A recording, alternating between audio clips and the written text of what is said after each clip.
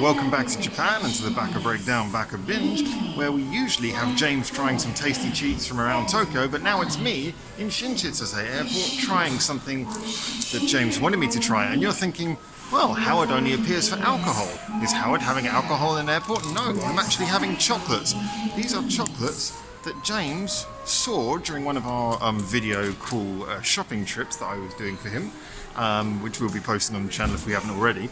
And I was like, oh, that's interesting. Doutor, who are like I think it's only in Japan, they're a cafe chain.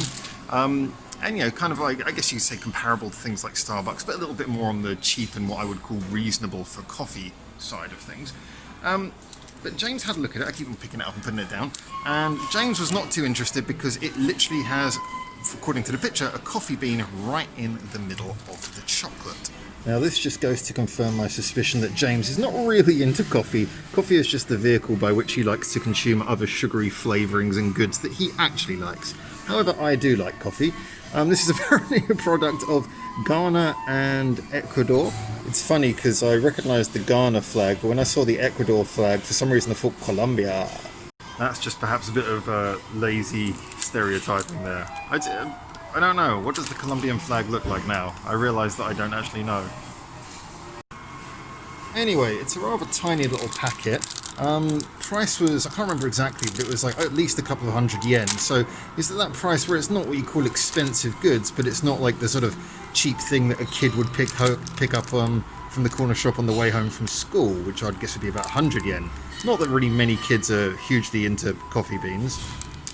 Alright, so we're going to pop this one open so I can eat it, but I should point out I am in the food court, so I can take down my mask and eat, although I'm not actually sitting in one of the seats. It's okay to take down your mask and eat in here, and I'm properly socially distanced from everyone, with possible exception to Doraemon over here, but I'm pretty sure that robot cats are not infectious. We'll find out.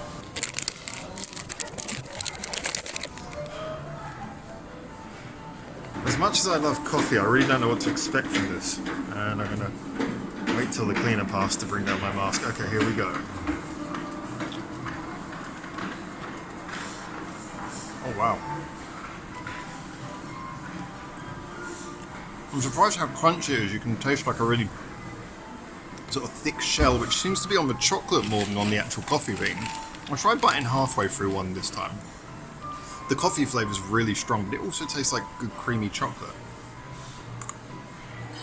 Oh, there we go. There's your coffee bean. Yeah, I gotta be honest. These are really good. I'm gonna start scoffing them now. You know what, actually? There is a decent number of them in there. It's quite small, but considering you get a lot of punch from the flavour, that's not too bad. There is a sort of, like I said, crunchy hardness, and I do feel like I'm not enough of a food expert like James might be, but there's like little hard bits that you do get left in your mouth, which perhaps kind of spoil the aftertaste. Might be a bit of like the actual coffee bean. So texture is a little bit complicated. In like I said, it's somewhere between smooth and also little hard, crunchy bits. But it doesn't feel like it's designed that way. It just kind of feels like that's what happens when you stick chocolate together with coffee beans. However, I've got to be honest, just on a pure flavour basis, the flavours in there are wonderful. They mix so well. You know, the coffee bean, it's a good tasting coffee bean. I mean, the fact that they were touting where the coffee beans are from clearly is, I don't think that's just them blowing smoke. Actually, it does taste like good coffee beans. And that combined with, I mean, to me, chocolate's pretty much chocolate, as we mentioned in some of the reviews I did with James before, which were about chocolate. But it tastes like a good sort of creamy, sort of milk chocolate. I guess maybe if it was a darker chocolate, that would probably give it a fuller flavour, but then it might not make as much of a enjoyable snack for most people. For me, I just think that it's a really good match. I think it is quite Moorish, but actually, like I say, the packet size, now I come to think about it, is about right.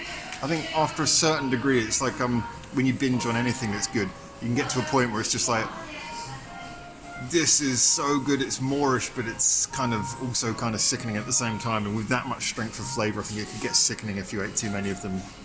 I personally really kind of enjoy this. Now, James gives things scores out of 10, doesn't he? Now, usually we don't count my scores towards the BAKA Binge, but I would say if I was giving this a score, for me 10 being like the best thing I've ever had, 1 being I want to throw up, and 5 just being normal, I would have to say I probably would give this like a 6, in that I really like it. I really want to give it more. It's just that I can imagine it's the sort of thing that I wouldn't want to have it every day just because the flavour's so impactful. It's kind of like a nice little treat.